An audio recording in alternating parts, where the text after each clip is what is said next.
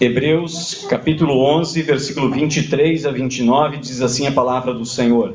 Pela fé, Moisés, assim que nasceu, foi escondido por seus pais durante 3 meses, pois viram que o menino era belo e não temeram o decreto do rei. Pela fé, Moisés, já adulto, recusou ser chamado filho da filha do faraó, escolhendo, pelo contrário, ser maltratado com o povo de Deus, em vez de experimentar por algum tempo os prazeres do pecado. Ele considerou a afronta de Cristo como uma riqueza maior do que os tesouros do Egito, pois tinha em vista a recompensa. Pela fé, ele deixou o Egito, não temendo a ira do rei, e perseverou como quem vê aquele que é invisível. Pela fé, celebrou a Páscoa e a aspersão do sangue, para que o destruidor não tocasse nos primogênitos. Pela fé, os israelitas atravessaram o Mar Vermelho como se estivessem em terra seca. Ao tentarem fazer o mesmo, os egípcios afogaram-se. Queremos orar ao Senhor. Pai querido, diante da palavra do Senhor, do exemplo da palavra do Senhor, nos prostramos e nos rendemos ao teu agir. A tua palavra nos ensina neste mesmo capítulo que sem fé é impossível agradar ao Senhor. Pai, nós desejamos de todo o nosso coração buscar aquilo que agrada ao Senhor, porque sabemos que todo dom perfeito e toda dádiva procede do teu trono gracioso, e em nome de Jesus nós pedimos pela direção, orientação do Senhor. Fala o nosso coração nesta hora, quebra todas as barreiras, rompa, Senhor, todos os grilhões que algemam muitas vezes a alma do teu povo, de impedir de que fluam no conhecimento da tua palavra, para que vivam uma vida plena, como Jesus prometeu, quando disse que veio para que tivéssemos vida e vida plena. Pai, em nome de Jesus, nós pedimos por esta bênção neste encontro, para a glória do nome de Jesus. Amém. Podeis sentar, queridos. Nós queremos meditar na palavra do Senhor, então sintam-se bem em nosso meio, que a presença do Senhor seja a motivação principal de estarmos aqui e de ouvirmos a palavra do Senhor. Amém? Amém. 7 capítulos na vida de Moisés. Pela fé, Moisés, quando já homem feito, recusou ser chamado filho da filha de Faraó. Romanos 15:4 é parecido com a carta de Paulo para Timóteo. Na segunda carta ele fala que toda a escritura é inspirada por Deus. Aqui em Romanos 15:4 ele diz: pois tudo quanto outrora foi escrito, para o nosso ensino foi escrito, a fim de que pela paciência e pela consolação das escrituras tenhamos esperança. Esperança. No capítulo 8, versículo 24, Paulo já havia dito: nós fomos salvos na esperança. Esperança que se vê não é esperança. Como alguém pode esperar algo que está vendo? Paulo está caminhando na sua linha de raciocínio, dizendo que nós hoje passamos por problemas, por tribulação, por dificuldades. No verso 18 ele diz que nós gememos. Adiante ele vai falando sobre a natureza que nos cerca, que está gemendo, aguardando a restauração. E mais adiante ele diz que o Espírito Santo geme também com gemidos inexprimíveis, intercedendo em nosso favor, porque nem orar como convém nós sabemos. Isso mostra a nossa limitação. Então tudo que foi escrito nas Escrituras Sagradas servem para mim e para você como orientação, como base, a fim de que pela paciência e pela consolação das Escrituras, você deve ter paciência. Aquela viúva teve paciência, ela foi, pediu ao juiz: julga a minha causa, mas ela teve paciência. Nós falamos aqui sobre esse texto de Lucas capítulo 18, verso 1 a 8, sobre os 5 P's que nós aprendemos ali com aquela viúva. E um dos P's é paciência. A paciência, nós precisamos ser pacientes. Quando a gente olha para as Escrituras, parece que a história do passado se desenrola apenas em alguns dias. A Bíblia fala sobre Isaac que se casa com Rebeca, e a Bíblia diz que Rebeca era estéril. E então Isaac orou e Deus ouviu a sua oração. Só que quando Isaac casou, ele tinha 40 anos. E quando os gêmeos nasceram, Esaú e Jacó, ele estava com 60 anos. Muitas vezes nós não temos paciência de buscar no Senhor. Por isso Jesus diz a respeito da fé e da oração, no versículo 8 de Lucas 18, ele diz: quando o Filho do Homem voltar, por acaso vai encontrar fé na terra? Eu já expliquei que esse texto no grego, ele não exige nem uma resposta positiva e nem negativa.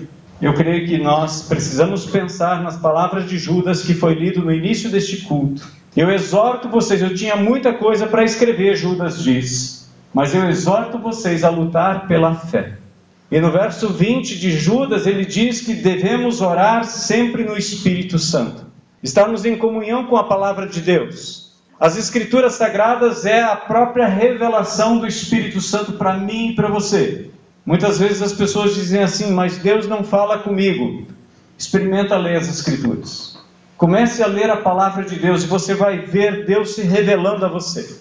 Dia após dia, se você se propuser a ler a palavra do Senhor, você vai ver as manifestações de Deus, as revelações de Deus. Você vai descobrir a riqueza do conhecimento de toda a ciência, como Paulo fala aos Colossenses, no capítulo 2, versículo 3, porque em Cristo estão escondidos todos os tesouros da sabedoria. Você quer ter sabedoria? Peça a Deus. Me lembro de quando eu comecei a ler a Bíblia. Eu fui criado num lar evangélico, meu pai fazia culto diário, doméstico, todos os dias. Nós orávamos de joelho todos os dias. Nós cantávamos e louvávamos pelo menos 2 hinos. Louvávamos pelo menos com 2 hinos o Senhor. Líamos a Bíblia, líamos o devocional e orávamos. Mas chegou um tempo na minha vida em que eu me debrucei sobre a palavra de Deus. Isso foi em 88. E comecei a ler a palavra de Deus de uma forma mais ávida, com mais fome, com mais sede de conhecimento. Até chegar a Tiago 1,5, onde diz, se alguém necessita de sabedoria, peça para Deus, que Deus vai dar, Deus vai liberar, mas peça com fé, pois aquela pessoa que duvida é semelhante à onda do mar, impelida e agitada pelo vento, faz muito barulho, faz muita espuma, mas não sai da praia. Não pense tal homem que obterá do Senhor alguma coisa. Sem fé é impossível agradar a Deus. Por isso que tudo que foi escrito, Paulo disse, é para o nosso ensino, para a nossa correção, para a nossa paciência, para a nossa consolação. Nós devemos ser consolados pela palavra de Deus. Posso ouvir um amém? Amém. Mas fala como quem acredita. Amém. Amém. Amém. Nós precisamos nos debruçar sobre a palavra de Deus. Se você não sabe ler, hoje tem softwares que você coloca no seu celular, que eu sei que a grande maioria tem. Você pode ouvir a palavra de Deus no seu celular. Se você não tem como ouvir, se você não tem celular, eu tenho a Bíblia em áudio, 2 Bíblias em áudio para presentear você. Hoje você tem acesso e facilidade. Nunca houve um tempo onde nós tivéssemos tanta facilidade de conhecer a palavra de Deus. Mas nunca houve um tempo com tanta frieza espiritual quanto a nossa época, quanto a nossa geração. Por isso Jesus alerta que no final dos tempos, muitos vão esfriar. Muitos vão esfriar. E se nós estamos esfriando, temos que lembrar do alerta de Jesus, que diz... A 7ª igreja que ele manda a sua carta, Laodiceia. Ele diz, olha, porque você não é quente, nem frio, mas és morno. Eu estou a ponto de vomitar-te da minha boca. A boca está a palavra de Deus. Ou seja, Jesus diz, eu não vou mais falar com você. Na carta aos Efésios ele diz, olha, eu vou recolher e vou retirar o candelabro, que significa a presença do Espírito Santo, se você não se arrepender de onde você caiu, Éfeso. Volte ao primeiro amor, volte à prática das primeiras coisas. O alerta é para mim, o alerta é para você. Nós falamos há poucos dias sobre a corrida da fé, e nós frisamos muito bem aqui, e eu creio que você se lembra desta palavra. Vencedor na corrida da fé não é quem chega primeiro. Vencedor na corrida da fé é aquele que não desiste, é aquele que não para. Como diz o ditado chinês, não tenha medo de ir devagar, tenha medo de ficar parado. Precisamos continuar crescendo. A nossa salvação, a nossa vida em Cristo, a santificação é um processo. É um processo. Muita gente com medo de buscar a Deus, porque Deus de repente se revela a ele e não vai saber como fazer com isso. Muita gente pensa que Deus não se revela. Então, joga as escrituras que você tem na sua mão fora, porque tudo que você tem escrito aí foi revelado por Deus. Deus continua se revelando, Ele não muda a sua revelação, e jamais Ele vai revelar alguma coisa que contradiga a palavra dEle mesmo, porque Deus não mente, Deus não muda. Muita gente com esse tipo de síndrome diz que nós, quando aceitamos a Jesus, somos batizados no Espírito Santo e fomos feitos nova criatura. Então por que continua mentindo? Se já foi feito nova criatura, e o que está fazendo aqui nesse mundo ainda?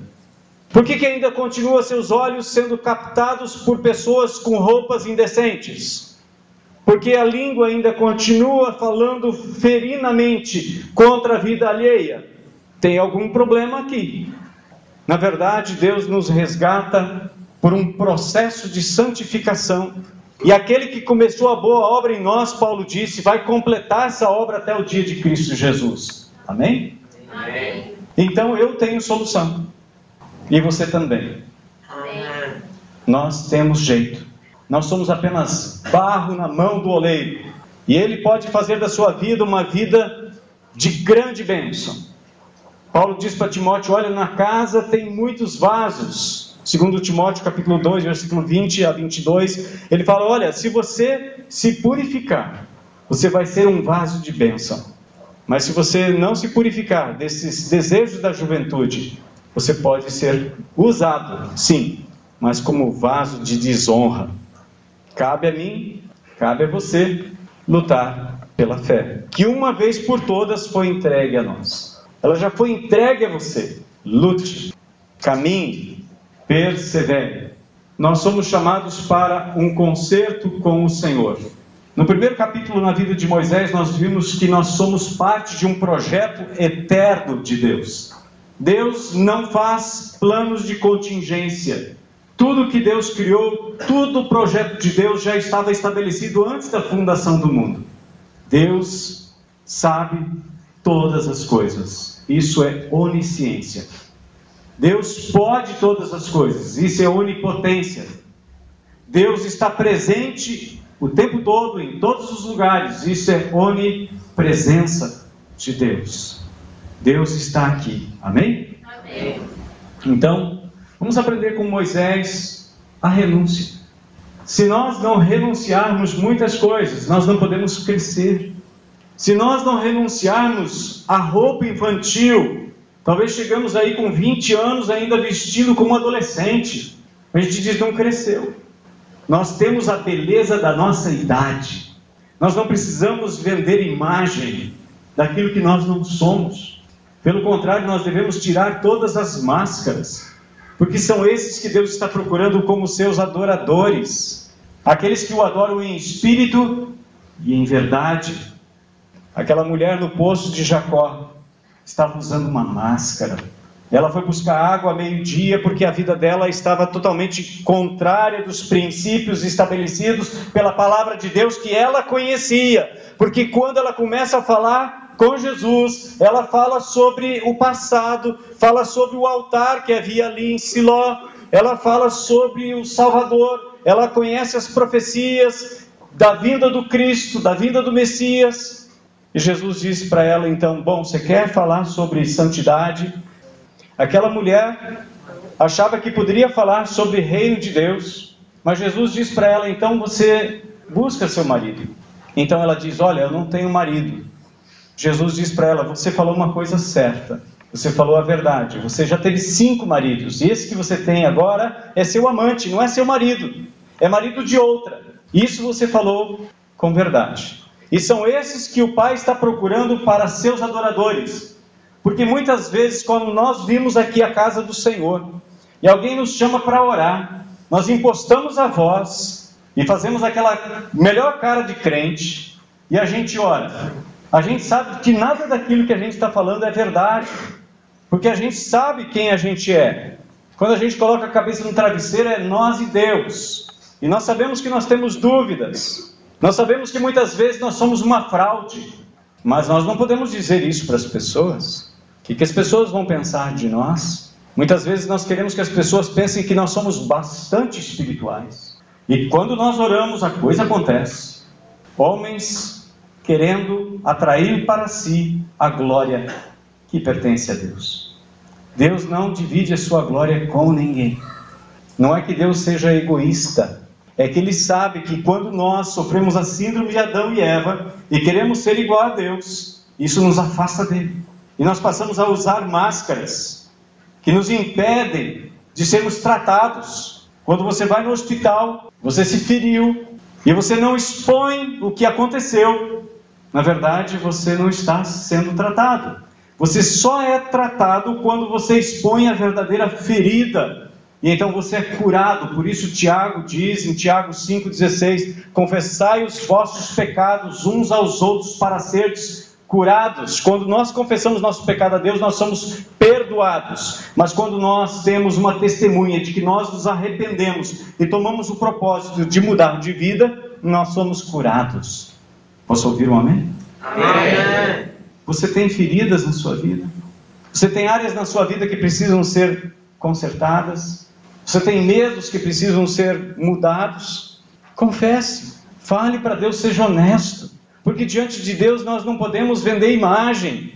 Diante das pessoas até nós podemos apresentar aquilo que nós não somos, mas diante de Deus, convenhamos, Deus sabe todas as coisas. Quando você olha para João no capítulo 21, quando Jesus vem e confronta Pedro com o seu amor, Jesus pergunta 2 vezes, você me ama com amor ágape, amor sacrificial? Pedro responde 3 vezes, você sabe que eu gosto de você. Mas esse amor sacrificial não está no meu plano agora. E Jesus disse, olha, vai chegar o tempo em que você vai dar a sua vida por mim.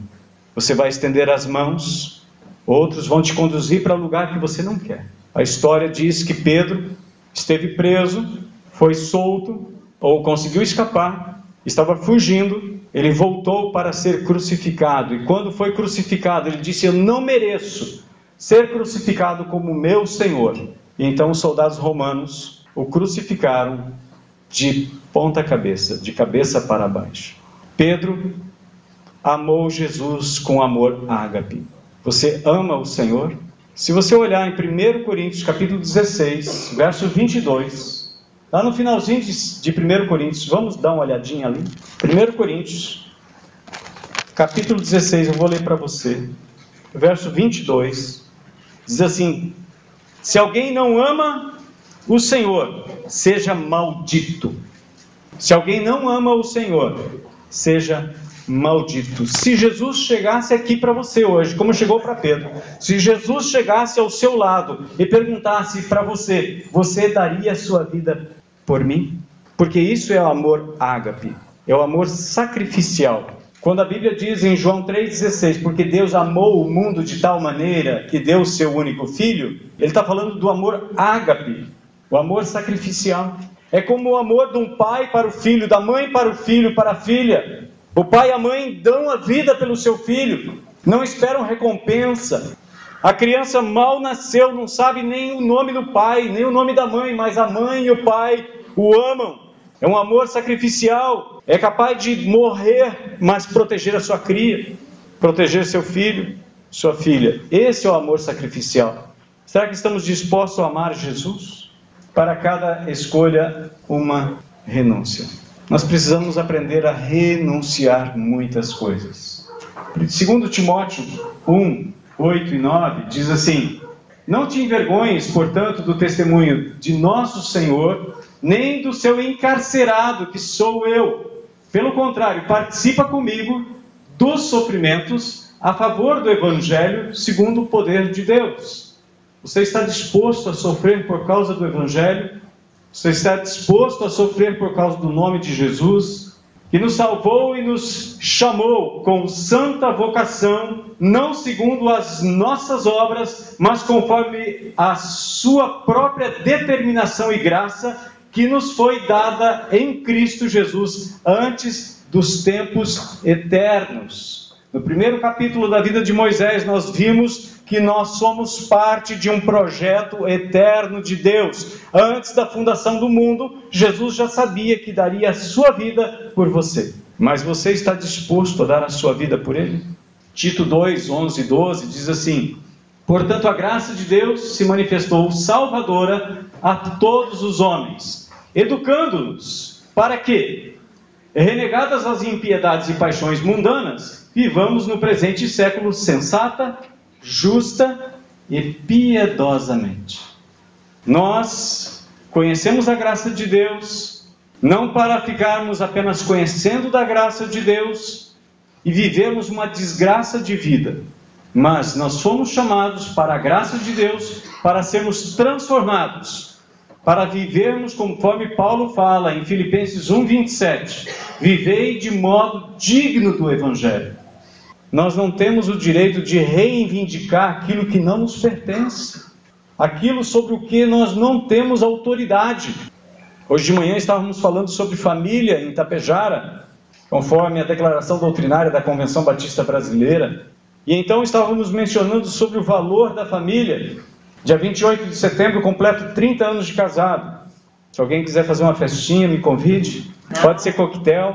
Mas eu tenho, além dos 30 anos de vantagem sobre qualquer outro pretendente, sobre a minha esposa, eu tenho um documento registrado e assinado pelo juiz com testemunhas. Lute pelo seu casamento.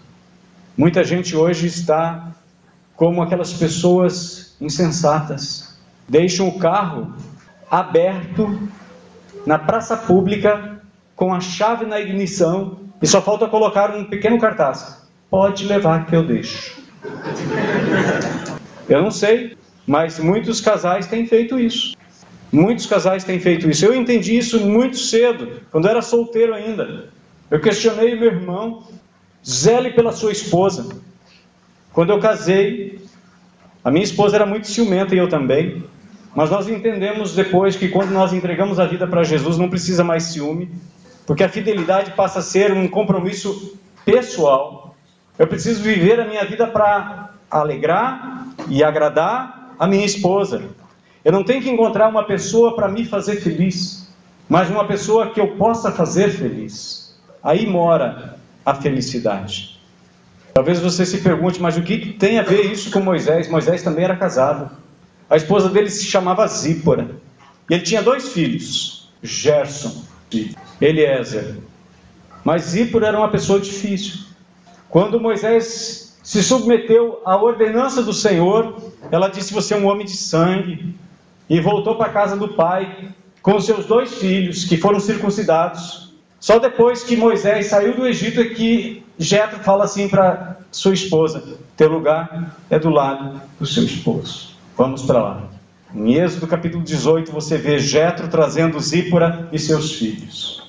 Em vez de Moisés se abraçar com a sua esposa, ele se abraça com o seu sogro. Isso é um pai. Isso é ser pai, como nós ouvimos há poucos dias atrás. Precisamos ser pais responsáveis, mães responsáveis, porque nós estamos educando os filhos que não são nossos, mas são do Senhor, para que voltem para o Senhor, porque todos aqueles que são do Senhor ouvem a voz de Jesus. Amém? Amém. Tiago 4,4, olha só, conselho de Tiago, irmão de Jesus. Infiéis, não compreendeis que a amizade do mundo é inimiga de Deus? Aquele, pois, que quiser ser amigo do mundo, constitui-se inimigo de Deus. Então nós temos muitas renúncias para fazer. Mas essa renúncia não deve ser algo imposto pela religiosidade. Nós vemos muitos ministérios aí que é proibido tudo. E as pessoas acham que as pessoas estão em santidade porque estão vestindo aquele tipo de roupa, não usam barba não cortam o cabelo e tantos outros usos e costumes estabelecidos por homens. Paulo diz em Colossenses que esses costumes e estas leis têm a aparência de sabedoria, mas não têm poder nenhum contra a sensualidade. Lucas 14, 26 nos diz: quem quiser me acompanhar não pode ser meu seguidor se não me amar mais do que ama seu pai, sua mãe, sua esposa, seus filhos, seus irmãos, suas irmãs e até a si mesmo. Em 99 eu entendi isso. Depois de 10 anos servindo o Evangelho, eu entendi isso aqui. E então todo o ciúme que eu tinha da minha esposa, eu coloquei aos pés da cruz. Ela fazia caminhada, eu saía nas ruas paralelas para ver se ela estava fazendo caminhada. Eu acho que eu nunca contei isso para ela. Eu tinha vergonha. A gente sabe como usar máscaras, não é verdade? A gente sabe como enganar. A gente sabe como colocar um capuz. Mas um dia A casa cai, a máscara cai, o zorro é descoberto. Pela fé, Moisés. Primeiro capítulo na vida de Moisés mostra os pais: Joquebede, Amrão, Miriam.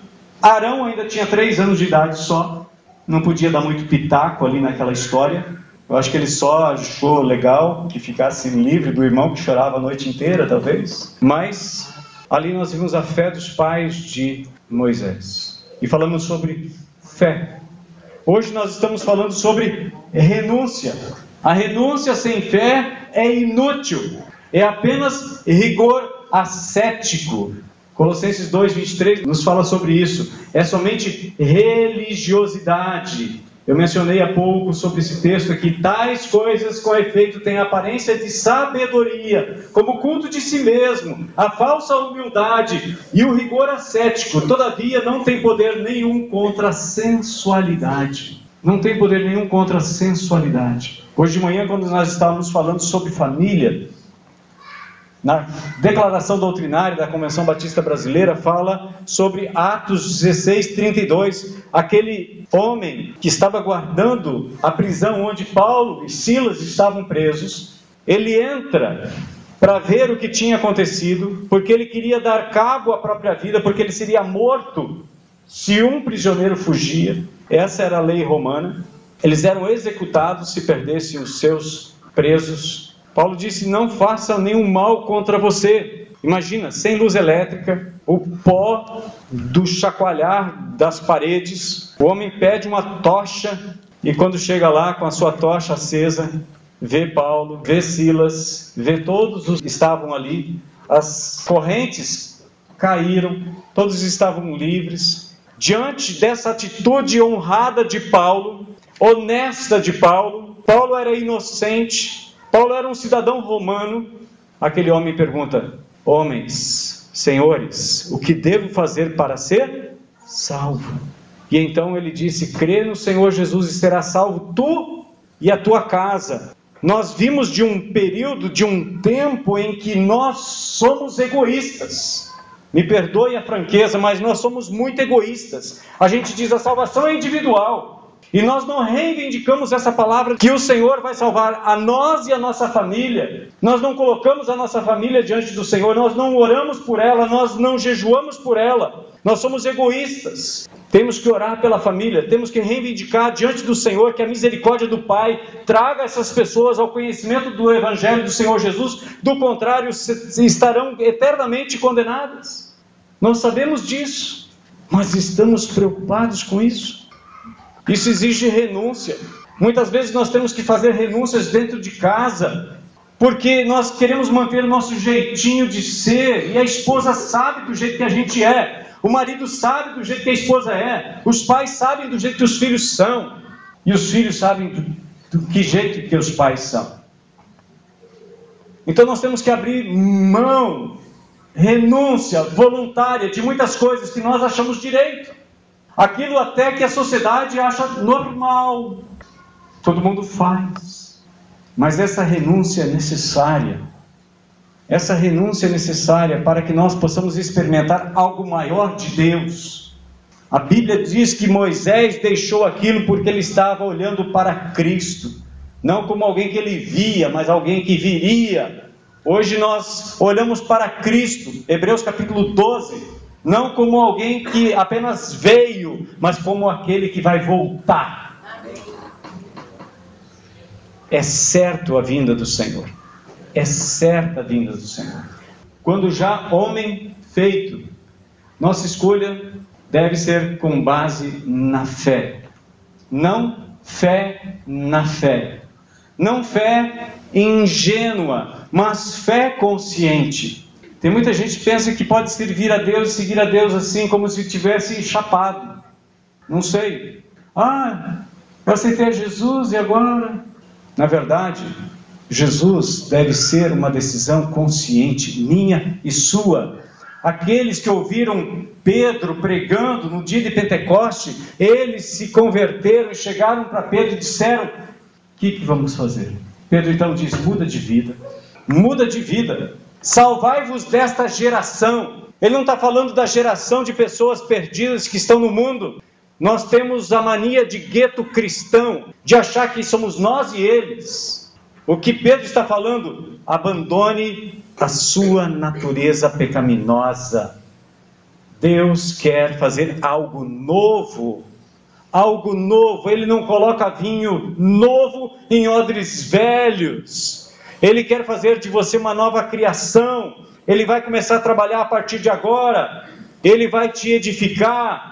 Ele vai te construir para que você seja um homem honrado, uma mulher honrada, uma pessoa resgatada, que dá testemunho de vida, que as pessoas olham e admiram pela sua honestidade, pela sua dignidade, pelo seu caráter. Moisés matou um homem porque ele era apto para a guerra, mas 40 anos depois, em Números capítulo 12, a Bíblia diz que Moisés era o homem mais manso da terra. Era o homem mais manso da terra, porque 40 anos de discipulado com Jetro transformaram o coração de Moisés, transformaram a vida de Moisés. Moisés tinha 40 anos, ele achava que podia tudo, ele achava que ia libertar o povo de Israel na força do braço. Então Deus leva Moisés para 40 anos cuidar de ovelhas. 40 anos, Moisés pensou que era alguém. Ele passou mais 40 anos sabendo que não é ninguém. E quando ele estava nesse ponto, Deus disse: agora eu vou usar a sua vida. E quando Moisés pensou que ele não podia fazer nada, ele disse: Senhor, manda outro. 5 evasivas que Moisés deu para Deus naquele dia, quando ele teve a visão diante daquela sarça queimando. E Deus disse para Moisés: Moisés, não é você. O que você está segurando? Um cajado. Pois é com essa vara, é com esse cajado que eu vou livrar o meu povo. Nós precisamos entender que é Deus que faz todas as coisas. Então, nós precisamos tomar uma decisão madura, maturidade. Romanos 12:1 nos diz: rogo-vos, pois, irmãos, pelas misericórdias de Deus, que apresenteis o vosso corpo por sacrifício vivo, santo e agradável a Deus, que é o vosso culto racional. Não é nada irracional não, gente. Efésios capítulo 4, ali ele fala que é no nível do entendimento, do raciocínio. Deus quer elevar o nível dos seus filhos. Que pai que deseja que o seu filho seja analfabeto e regrida cada dia mais no seu conhecimento? Há uma preocupação quando o filho não passa de ano. Há uma preocupação quando o filho não entende as coisas. Os pais querem ver seus filhos formados. Os pais querem ver seus filhos inteligentes, fazendo escolhas maduras, escolhas seguras, honrando o nome da família. O nosso Pai Celestial não é diferente. Nosso Pai Celestial tem amor por nós. Ele já demonstrou o nível do seu amor por nós. Nada pode nos separar do amor de Deus que está em Cristo Jesus. Nós cantamos agora há pouco. Nada. Nem altura, nem profundidade, nem coisas do presente, nem do futuro, nem principados, nem potestades, nem fome, nem nudez, nem espada. Nada pode nos separar do amor de Deus que está em Cristo Jesus? Se você está em Cristo Jesus, o amor de Deus é derramado no seu coração e você pode amar agora porque Deus te amou primeiro. Como é que nós vamos amar se nós não temos o amor de Deus em nós? Precisamos estar cheios deste amor. Este amor deve nos constranger, Paulo diz. Esse amor que deve nos motivar a viver uma vida que agrade o Senhor. Ele recusou ser chamado. Nós vimos na vida de José, que era descendente de Davi, um homem humilde. Moisés aprendeu a ser humilde. Ele recusou ser chamado filho da filha de Faraó. É uma escolha consciente. Precisamos estar conscientes. 1 João 2, 15 a 17 nos diz: não ameis o mundo nem as coisas que há no mundo. Se alguém amar o mundo, o amor do Pai não está nele. Porque tudo que há no mundo passa. Concupiscência da carne, os desejos da carne, passam. A concupiscência dos olhos. Hoje você olha para uma jovem, para um jovem, ele está bonito, está bonita. Você vê um lançamento de um carro novo, você diz: nossa, que coisa linda, nunca fizeram uma coisa tão bonita. Até vir um novo lançamento, aí você diz: nossa, que coisa ridícula. Passa. Terceiro, a soberba da vida não procede do Pai. Ser soberbo, achar que você ou eu somos melhor do que o outro porque nós temos alguma coisa, é soberba. E tudo passa. Quem lembra? Glórias passageiras. É só no momento que está no pódio recebendo a medalha. Depois, ninguém mais lembra. Ninguém quer saber mais quem foi. Tem muita gente vivendo de glória do passado. Nós precisamos ser maduros o suficiente para entender que nós estamos vivendo na esperança. Paulo diz que é na esperança que nós fomos salvos. Não para nos considerar melhores do que os outros, mas para nos considerar, sim, menores do que os outros. Paulo diz que cada um deve considerar o seu irmão superior a si. Os discípulos estavam preocupados em quem seria o maior no reino dos céus. Jesus disse: olha, João Batista é o maior nascido de mulher. Mateus 11, verso 11. Mas o menor no reino dos céus é maior que João Batista. E eles começam a discutir entre eles: quem é o maior então? Jesus pega uma criança e coloca no meio deles e diz: olha, se vocês não se converter e não se tornarem humildes como essa criança, de maneira nenhuma vocês vão entrar. Vocês estão pensando em quem é que vai ser o bichinho da goiaba? Quem é que vai ser o rei da cocada preta no céu? Se vocês não se humilharem e se tornarem como essa criança, nem entrar lá vocês vão. Aí você pode dizer: Jesus se pegou pesado. Jesus não pegava leve. Ele falava a verdade. Às vezes a verdade dói, mas essa é a realidade. A realidade deve ser dita. Paulo diz: não podemos contra a verdade, senão pela verdade. Temos que ser adeptos da verdade. E a verdade deve ser dita com amor. O que deve temperar as nossas palavras é o amor. Ora, o mundo passa, bem como a sua concupiscência, a sua inclinação. A palavra concupiscência significa inclinação. Aquele, porém, que faz a vontade de Deus é imortal, permanece eternamente, se torna imortal. Filho da filha do Faraó é uma troca consciente de tudo aquilo que o mundo considera. O mundo considera importante, desejável, valioso. Mas para quem está em Cristo, isso deve ser desprezado. Não rejeitado com desprezo, mas nós devemos abrir mão disso. Voluntariamente, conscientemente, pela fé, Moisés renunciou à incredulidade. Porque fé é o contrário de incredulidade. Fé é confiança e certeza naquilo que Deus disse. Segundo lugar, tomou uma postura de maturidade. Nós precisamos ser maduros. Tem um escritor brasileiro que diz: eu cansei. Quando eu era jovem, eu me assentei como uma criança, com uma bacia cheia de cerejas. As primeiras cerejas eu comi sem preocupação. Mas quando eu vi que a bacia estava chegando no fim, eu roí até o caroço. Na maturidade, nós percebemos que muitas vezes nós perdemos tempo não valorizando aquilo que nós recebemos como presente de Deus. E se há uma geração que está mais perto da volta de Jesus, é a nossa geração. De todas as gerações que passaram da igreja do Senhor Jesus, a nossa geração é a geração que está mais perto da volta dele. Isso é lógica. É simples como 2 mais 2. Precisamos valorizar cada momento. E é um conselho que a Bíblia já nos dá há 2000 anos atrás. Aproveite o tempo, aproveite as oportunidades, aproveite, remira o tempo, porque os dias são maus. Não perca a oportunidade, fala, quer seja oportuno, quer não, repreende, exorta. Esse é o papel pastoral e é seu papel também, como pai, como mãe, exortar e orientar para que as pessoas estejam preparadas para a volta do Senhor Jesus. Precisamos estar vestidos e não nus. Quando Adão e Eva viram que tinham pecado contra Deus, perceberam que estavam nus, estavam no pecado. Mas Deus os vestiu com roupas de couro. O primeiro sacrifício aconteceu no jardim do Éden. Sem derramamento de sangue não há remissão de pecados. Uma profecia a respeito do sangue de Jesus derramado na cruz. Moisés, pela fé, fez uma escolha consciente. Ele escolheu o que é realmente importante. Por isso nós temos que fazer renúncias.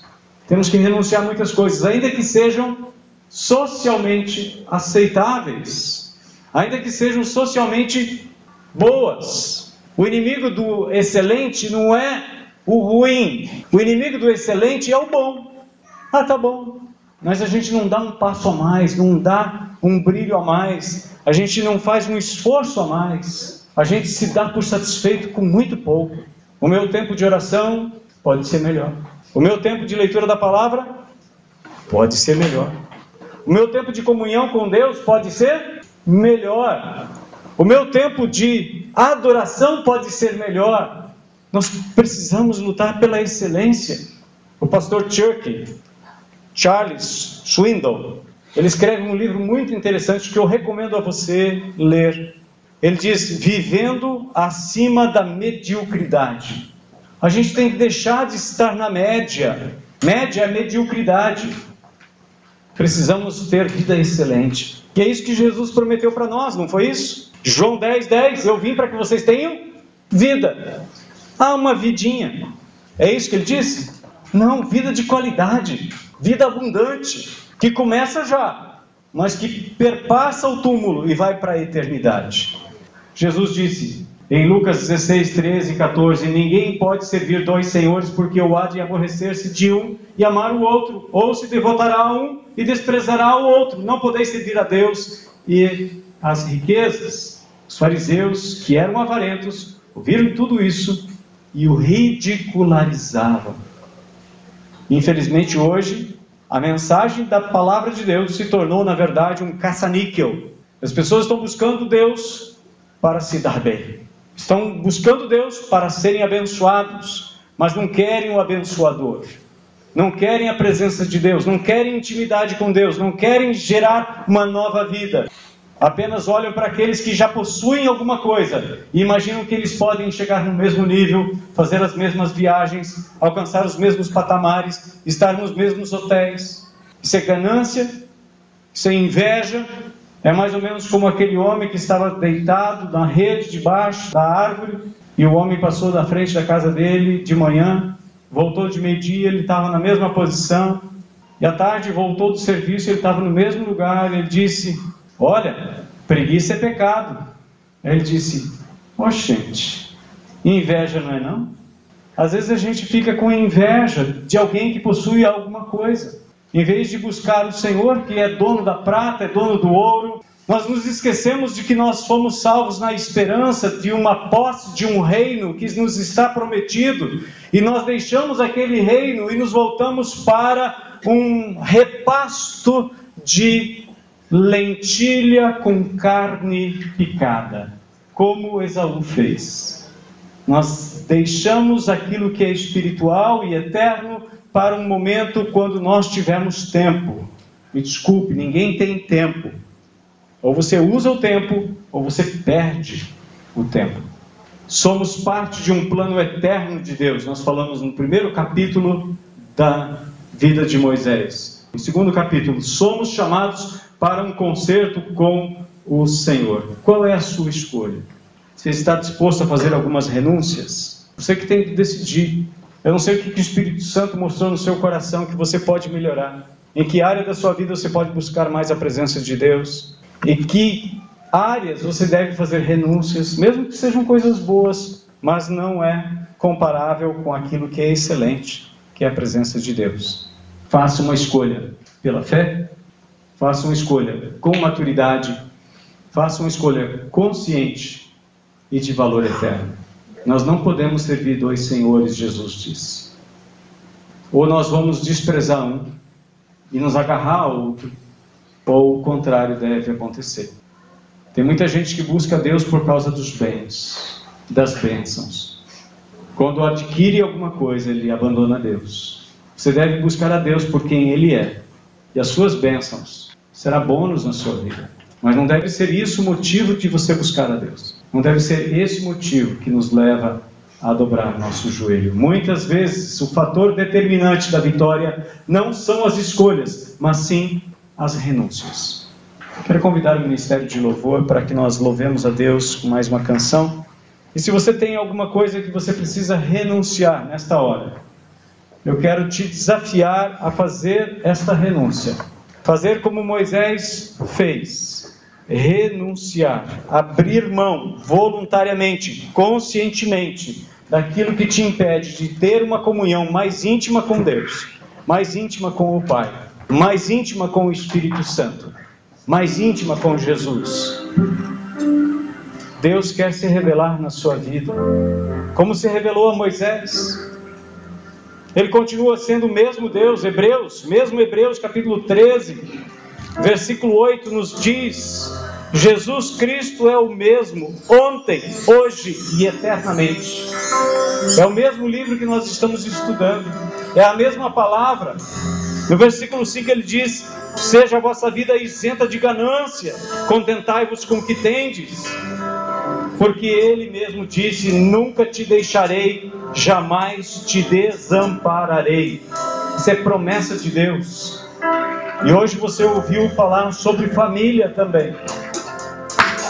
É hora de nós deixarmos o egoísmo, de pensar que a salvação é individual.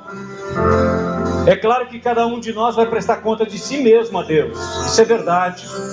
Mas há uma promessa de Deus na boca de Paulo, de que seremos salvos, nós e a nossa casa. Se você deseja a salvação dos seus, a vida eterna para eles, coloque diante do Senhor isso. Faça um propósito com Deus. Consagre um tempo a Deus. Adore a Deus. Nos coloquemos em pé.